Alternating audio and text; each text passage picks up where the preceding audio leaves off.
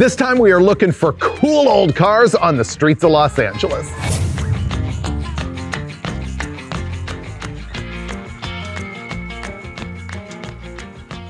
If you're from the Rust Belt, this is gonna blow your mind because you know what? There's still a lot of vintage iron parked around the city of Los Angeles. And the great thing about those vehicles is that they're not at a car show. They're not at a cruise night. Some people don't even realize that they're cool. They're just still in use. We're not gonna look at some real gems. We're just gonna see genuine old vehicles still being driven, or in some cases sort of abandoned by their owners, but still sitting in driveways. I'm not looking for cars that are kind of nice and parked around on the streets and owned by enthusiasts. We're gonna see the real stuff. Let's go. If my own garbage will run.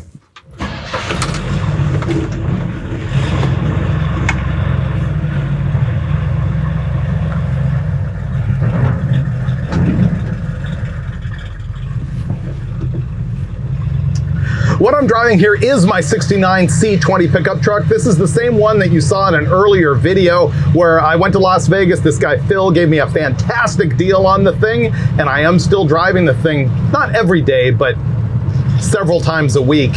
It is 69 C20, factory red, 350, automatic, ready to go.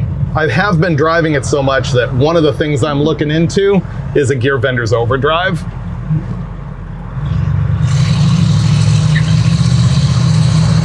All right, let's hunt for cool stuff.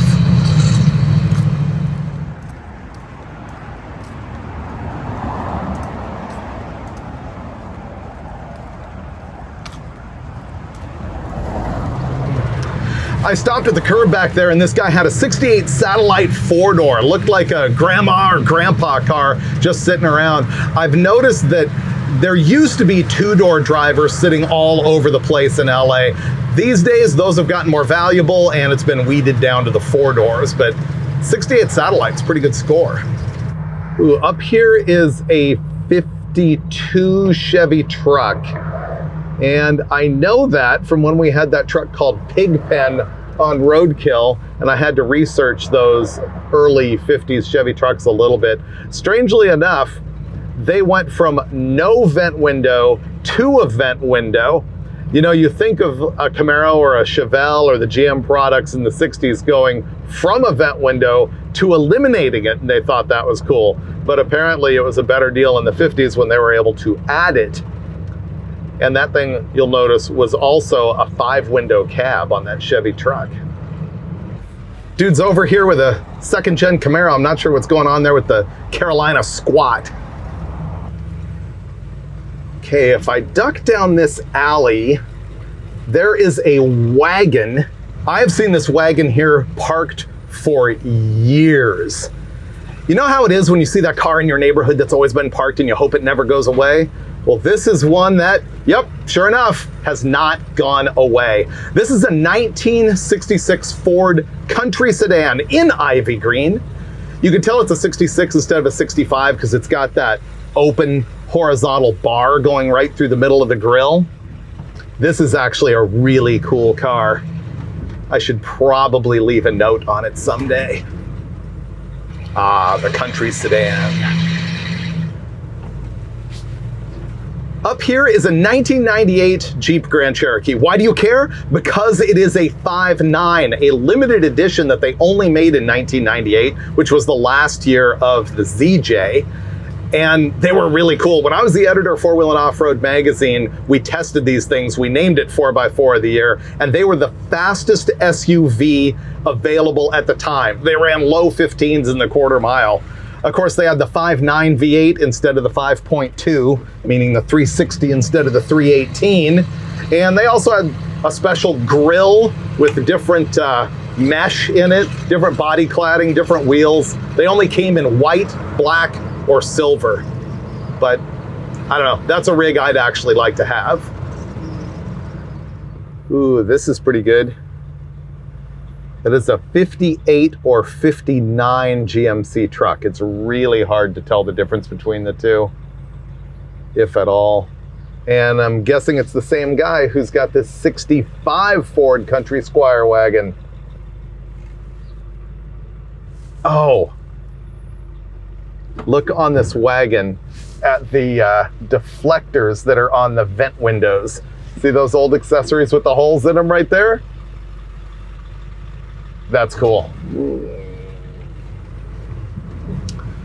Behind the fence here is an FJ60 Land Cruiser and a 71 or 2 Cougar. The 71 and 2 has sort of horizontal stuff in the taillights, and the 73 has got more like squares in it. Those were the last year of the Cougar convertible. Over here is a Dodge Power Wagon tin grill. The tin grill would be 1972 to 1980. That's when the grill was literally stamped tin. The thing is the best. Unfortunately, those things mostly came with a full-time 203 transfer case that I don't dig. As I was cruising, I stopped here at this tunnel underneath Interstate 5. And there's a bunch of these, but I'm pretty sure this is the one that was used in an episode of Adam 12, circa 1969 to 71-ish. I think that Malloy chases a guy on a motorcycle under here, and obviously his police car won't fit through, but Reed is waiting on the other side and captures him in the park grass area that you can see over there. I'm pretty sure this is the one. If not, it was one similar that's all along here. Anyway, fun stories with Freiburger. Let's see more cars.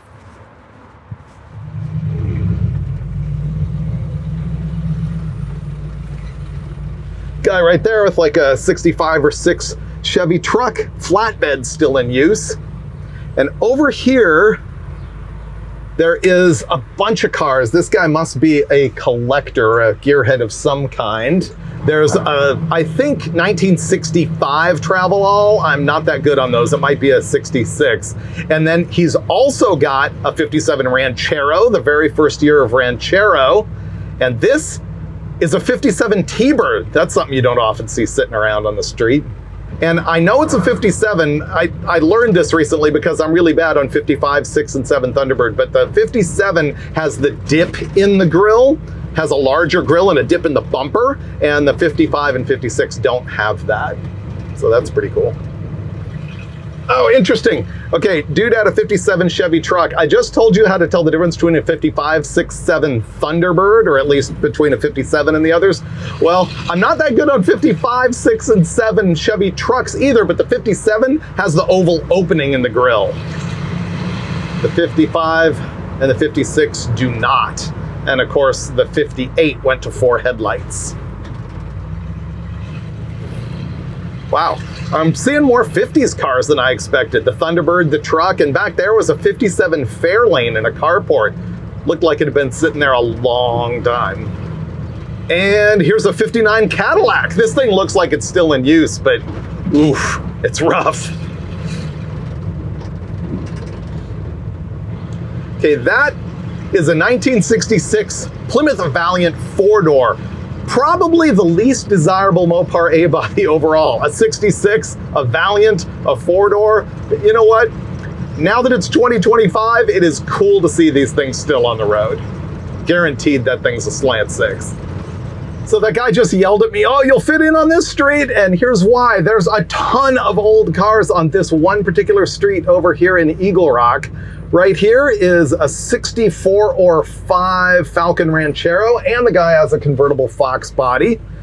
And moving on down here, there is a CJ5 with an aftermarket hardtop. But then the absolute gem is approaching. An actual early Bronco beater just parked in a driveway. It appears to be factory black. It's still got the hard top and everything. Wow, that is cool. And as we progress further down the same street, there is an old Econoline van with a mattress lead up against it and the oval window on the side, and a guy here with a long bed step side, a Laguna slammed on the ground, and a barn door C10 Suburban. That street's a win. You know, LA is known for having a bunch of early Broncos driving around, but typically they're down in the urban areas and they're driven by hipsters who wouldn't know how to lock a hub. But I did find 2 other early Broncos that are sort of beaters lurking in driveways. Another square body right there. Up here, and we're in Glendale, California, there is an old bridge that is over the LA River, and there's another one further down. This was an area in the 50s where the hot rodders would street race in the LA River down there. This over here is a Mitsubishi Delica, which actually is a contraction of delivery car. They're the little itty bitty little Japanese vans, and the cool ones are 4-wheel drives. It's surprising how many of these are parked in neighborhoods like this. I mean, I see them kind of frequently. And over here are a couple of Mitsubishi Monteros. Also not that uncommon. I take these to be about 1989 to 91. They're pretty cool. I was thinking about what is the oldest car that I see all the time in LA, and it's gotta be Mustangs. They're still out there. They're still being used. These things are like cockroaches. I don't know why. I guess you can't kill them. I guess they were so popular when they were new that people are just still using them now. Know what's horrifying? The best-selling Plymouth in 1968 was that car right there, a 1968 Plymouth Fury 3 4-door. I know we wish it was a muscle car, it just isn't. Ah, my truck just got sprinkled and I just washed it before this video. And I think that's a 68 Ford Galaxy LTD. There's a Cybertruck and a far more reasonable 64 Rambler Classic, which actually ends up being a much cooler car than I expected. I guess once again, you take these cars that used to be turds and you look at them today in the sea of Cybertrucks, they become way cooler. So this little side street has a 78 or 79 Ford Bronco, the full-size Bronco. I've had a few of those. They're really cool. They would have been either the 351 or 400, the M-style engine. When they've got the rectangular headlights, I honestly never know if they're a 78 or a 79. The 78 could have had round headlights in some trim packages and rectangular in another, but I think the 79 was all rectangular. Anyway, those are very, very cool trucks. And that's a Datsun 521 with a shell off something else entirely. This guy here has some cool old Dodges, cool old Chevy truck, and 2 Cuck-Vs. So a Cuck-V is a military version of a Chevy Blazer. Actually, a Cuck-V can be any one of a number of vehicles, but the M1009 is the military Blazer. And they would have been 10-bolt axles. I think they have a 208 transfer case, and they're a 6.2 liter non-turbo diesel. So they're not that good, but they're smog exempt and they look really cool. Oh, you know what? I'm probably wrong about Mustangs being the most common old car that we see out here. You know what it really is? Is Volkswagens. Those are everywhere, still in use, still beaters, still hot rodded. They're all over town. And not just bugs, but also buses and squarebacks. It's actually pretty cool. Up here is a Rambler Ambassador. And it's a 67, and I know that because he's got a custom license plate that says AMC 67. They actually didn't start putting AMC on cars until 66. Man, look, this thing's actually kind of a cool fastback model, but not really. Ooh, hubcaps are neat. Anyway, while that's the type of car that's not super interesting to me, it becomes interesting when it's parked amid a bunch of Priuses and Teslas and whatever that unidentifiable blob is, and that perfectly good Civic right there. Somehow the old car just all of a sudden stands out and becomes neat. Where but LA do you see a dusty old Rolls-Royce sitting in a driveway. Okay, that's funny. But I did want to take a moment to point out that my 184366572 firing order merch is my most popular ever. I usually don't have sweatshirts except for in the winter, but I have t-shirts all the time. I've got hats. Check it out. The link is in my description. It is shop.davidfreiburger.com. Oh man, that's cool. 4x4 with the neat wheels and hubcaps. Black. I love that square body. Utility beds to me used to be completely uncool, but I have to admit I have sort of fallen into the thing where they're kind of cool for a hot rod. People started grabbing the utility bed trucks and slamming them, and it was kind of funny the first couple times. Then it became, I don't know, normal. But now I sort of dig the 4x4 utility bed. It has so much practicality. One might even say it has a certain amount of utility. I keep thinking as I go and as I'm seeing different things. I mentioned Mustangs are common, bugs are common. You know what else? Square bodies. The square bodies are still in use regularly by contractors and gardeners. I find gardeners isn't really a thing in all parts of the country, but they're big here, and so many of them still have square bodies in use. And of course, there's also enthusiasts that have those things parked all over the place. Right here ahead is a third-gen Pontiac. Man, those used to be everywhere. I can't believe that they're now considered old cars and unusual. Oh, check it out. This thing looks like a hopper. Ooh, I used to love these until I became a Jeep guy. This guy has a Scout 2 with a soft top. I'm digging on that.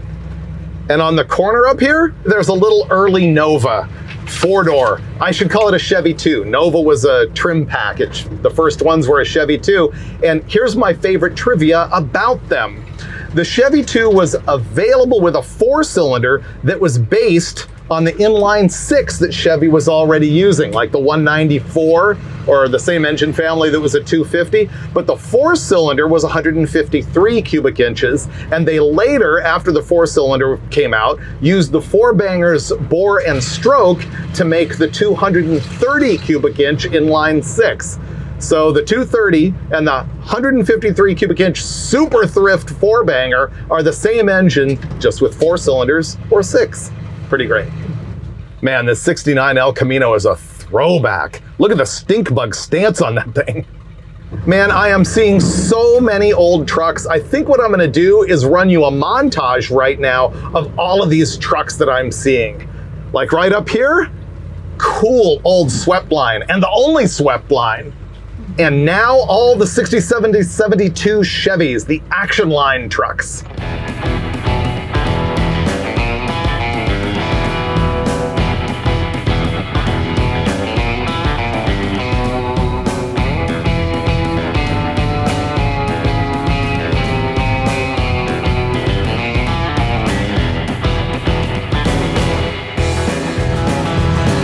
There aren't going to be that many Ford bump sides, probably just a couple.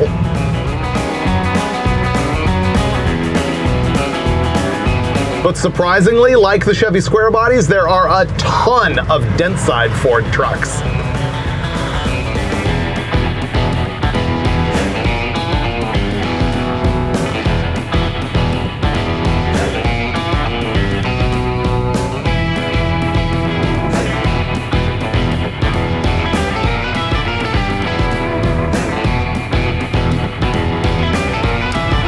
And just a couple of slicks.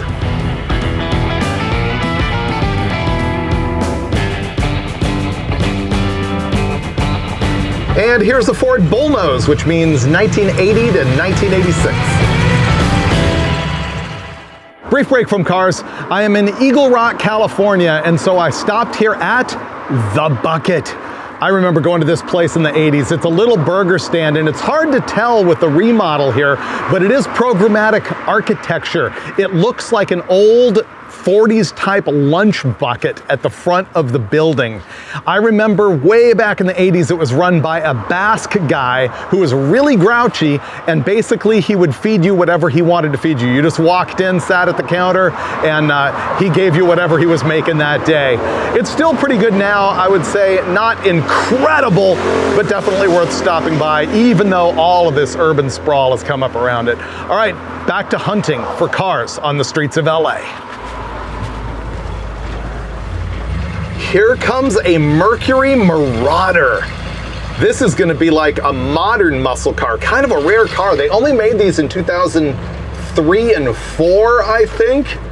And they had the 4-valve 4.6 in them. Sort of a competitor to the Impala SS that came way after the Impala SS.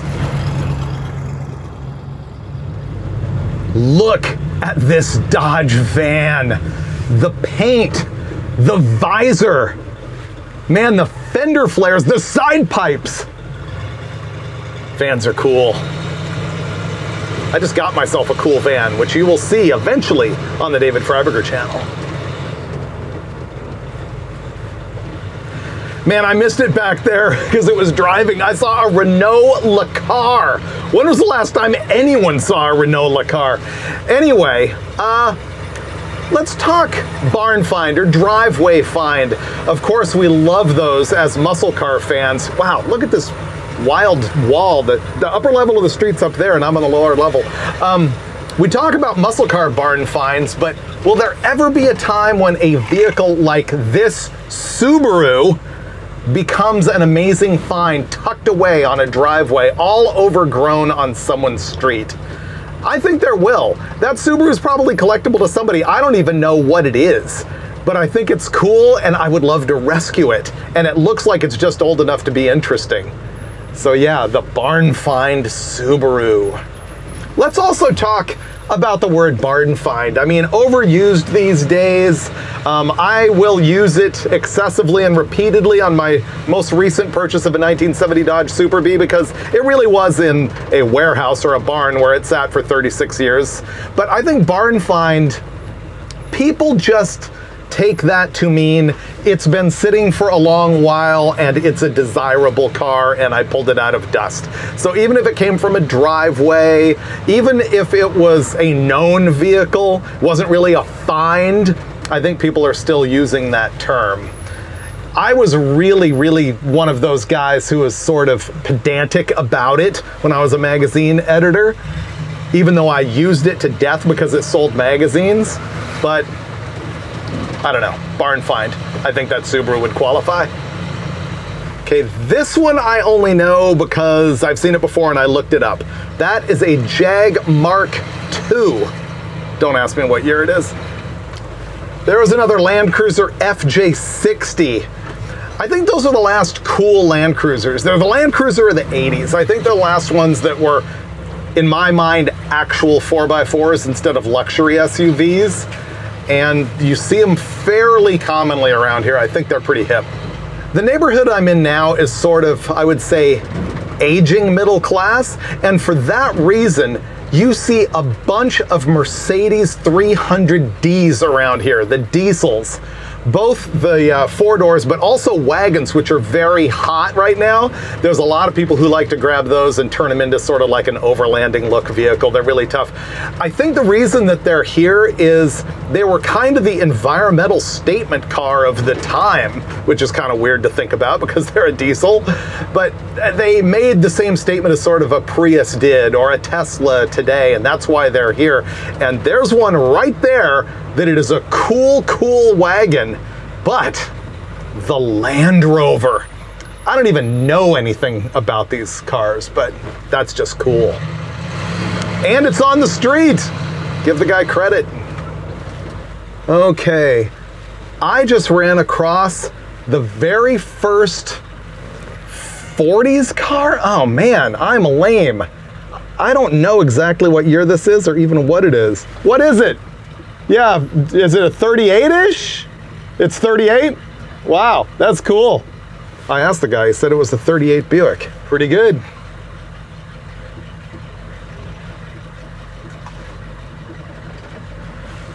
So wow, I just found my very first 30s car just parked on the streets of LA. I didn't know what it was. The guy said it was a 38 Buick. Pretty good. Now I'm rolling up on an SUV that's more my speed. Jeep Cherokee. It appears to be a 1983, which is the last year of the full-size two-door Cherokee. Here in this parking lot is a 240Z and a 66 Thunderbird. And an early Honda Civic. What year is that, like 74? That would be the CVCC. I learned about those in high school auto shop. Let's see, what does it mean? Compound vortex combustion chamber? No, compound vortex controlled combustion, CVCC. What it was like two combustion chambers. They had the regular one like you would expect in small block Chevy or whatever you're dealing with. And then another little bitty one off to the side that has its own intake valve. And so it gets an air fuel mixture and it ignites and then basically shoots the flame out of that chamber into the main combustion chamber. And I'm not sure if that's what it does to ignite the main air fuel mixture in the main chamber or if it's sort of an afterburn thing to help clean it up. But that's how that engine works. It has two combustion chambers and it has a intake valve in each combustion chamber, and that's the CVCC. And I will expect someone in the comments to school me on the actual operation of that engine, but the car was neat. When I was a kid, there was a friend who had one of those who like autocrossed it, which was really unusual way back in the day, and he was done with it, and we put a brick on the accelerator pedal to try and blow it up and couldn't. It went and went and went till it seized, and we hosed it off and fired it back up, and the guy kept driving it for a few weeks before we had more fun with it, graffitied it up, and rolled it. So yeah, good times. Now over here is a cool Volvo. I actually know nothing about these cars, but this one's cool. I just recently learned that that little two-door wagon sporty body style is called a shooting brake. Apparently that's super common, and I just learned it. This one, from Google, appears to be a 72 1800 ES. And check it out, the guy's also got a Pinzgauer, so that's cool. Man, neat cars on the streets of LA. Well, that's gonna be a wrap on this episode of driving around to see the cool old cars on the streets of LA. Kind of hard to believe for those of you in the rest of the country that the stuff still just exists and drives around, right? I hope so. I hope it's been shocking to you because that was kind of my goal. Let me know if you want to see more of this because I can drive around all day, every day doing exactly this. And looking up cool cars, giving you a cool history, having an adventure, that's the kind of thing that I do all the time on the David Freiburger channel. Do me a favor, buy my merch, subscribe, like, and most of all, share the channel, and I'll see you next time.